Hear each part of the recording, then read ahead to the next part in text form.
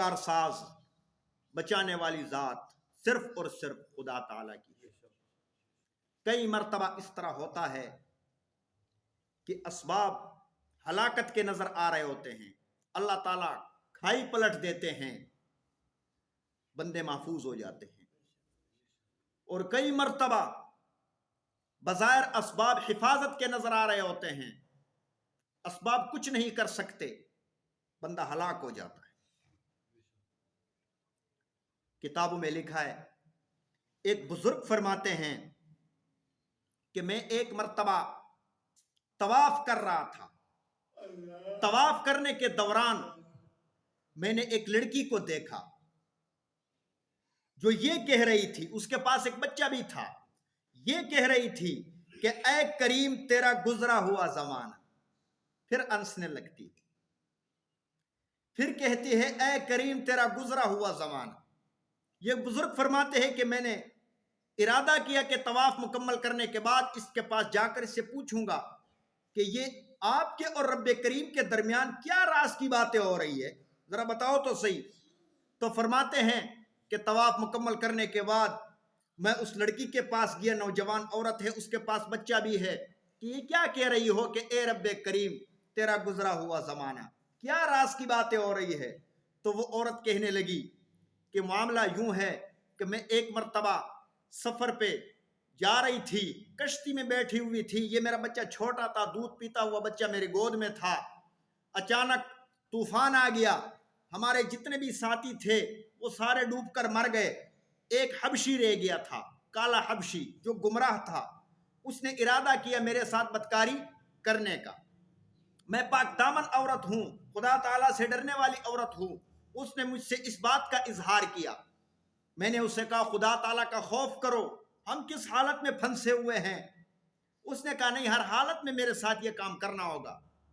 تو فرماتی ہے کہ مجھے خوف تھا کہ کہیں میرے بچے کو نقصان نہ پہنچائے، تو میں نے ہاں بھر لی، تو وہ بچہ میرے گود میں دودھ پی رہا تھا، میں نے اسے چونڈی مار دی، بچے نے رونا شروع کر دیا، تو میں نے اسے کہا کہ میں تیرے کام آتی ہوں، بچے کو چپ کراؤں، ایک دفعہ اسے دودھ پلاؤں، یہ بھوکا ہے۔ کافی دیر کے بعد میں ایسے بچے کے ساتھ اپنا وقت گزار رہی تھی کہ وہ میرے قریب نہ آئے، اپنے آپ کو بچانے کی فکر میں تھی، یکدم اس نے میرے بچے پہ حملہ کیا اور دریا میں پھینک دیا، کہ اب بچے کا بندوبست بھی میں نے کر لیا، بچہ بھی نہ رہا، اب رونے والا بھی کوئی نہیں، اب ہم نے یہ کام کرنا ہے۔ تو فرماتی ہے کہ اس وقت میں نے خدا تعالیٰ سے درخواست کی، باری تعالیٰ مجھے بچاؤ، کوئی ظاہری سبب نہیں ہے بچانے کا۔ تو فرماتے ہیں فوراً دریا سے ایک ایسا جانور نکلتا ہے جس کا منہ کھلا ہے، اس جانور نے اس حبشی کو اچک لیا اور دریا کے اندر چلا گیا سمندر میں۔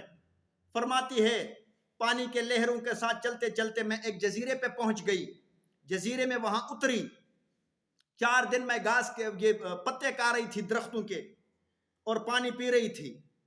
4 دن گزرنے کے بعد دور سے ایک کشتی نظر آئی، میں نے اپنا کپڑے کو حرکت دی، انہوں نے مجھے دیکھ لیا، 3 آدمی اس میں سوار تھے، 4 آدمی، ایک آدمی میرے پاس آیا، کہنے لگی کیا بات ہے؟ میں نے اس سے کہا کہ مسافر ہو، ہماری کشتی غرق ہو گئی، میں نے دریا سمندر عبور کرنا ہے۔ انہوں نے کہا آؤ ہمارے ساتھ بیٹھو۔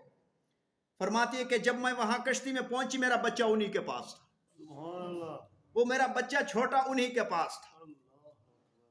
بچے نے مجھے دیکھ کر رونا شروع کر دیا، جس طرح بچہ اپنی ماں کو دیکھ کر رونا شروع کر دیتا ہے کہ مجھے اٹھاؤ۔ میں نے بچے کو اٹھایا، سینے سے لگایا، سارے حیران ہو کر دیکھ رہے کہ یہ کیا ہے۔ بعد میں پوچھا کہ یہ کیا معاملہ ہے، میں نے سارا ماجرا سنا دیا۔ پھر ہم نے ان سے کہا، وہ عورت کہتی میں نے ان سے کہا کہ تمہیں یہ بچہ کہاں سے ملا؟ تو انہوں نے کہا کہ یہ ایک جانور کے پیٹھ کے اوپر بیٹھا ہوا تھا، وہ جانور سمندر کی سطح پہ آیا ہوا تھا اور یہ کھیل رہا تھا وہاں، ہمارے قریب آیا، ہم حیران تھے کہ بچے کو اٹھائے یا نہ اٹھائے، کیا کرے۔ ہم نے غیبی آواز سنی، بچے کو اٹھاؤ ورنہ تمہاری کشتی غرق ہو جائے گی۔ تو ہم نے بچے کو اٹھایا، وہ جانور واپس پانی میں چلا گیا۔ اب یہ بچہ ہمارے پاس تھا کہ یہ تمہارا ہی ہے۔ تو اللہ رب العزت جب بچانے پہ آتے ہیں، حفاظت جب فرماتے ہیں، اسباب نہ ہونے کے باوجود اللہ رب العزت بچا لیتے ہیں۔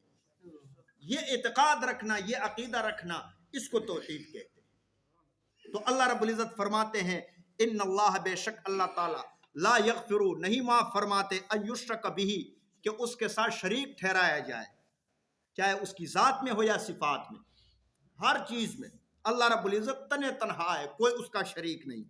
وَيَغْفِرُ مَا دُونَ ذَلِكَ، اس کے علاوہ اللہ رب العزت معاف فرماتے ہیں ہر گناہ کو، لیکن یہ بھی اللہ تعالیٰ پہ لازم نہیں، لمن یشاء، جسے چاہے، وہ بھی اللہ کی مرضی، ہمارے توبے کو قبول کرتا ہے یا نہیں کرتا، ہمارے سجدوں کو قبول کرتا ہے یا نہیں کرتا، وہ بھی خدا تعالیٰ کی مرضی ہے۔ وَمَن یشرک باللہ، اور جو اللہ کے ساتھ شریک ٹھہرائے، فقد افترا، پس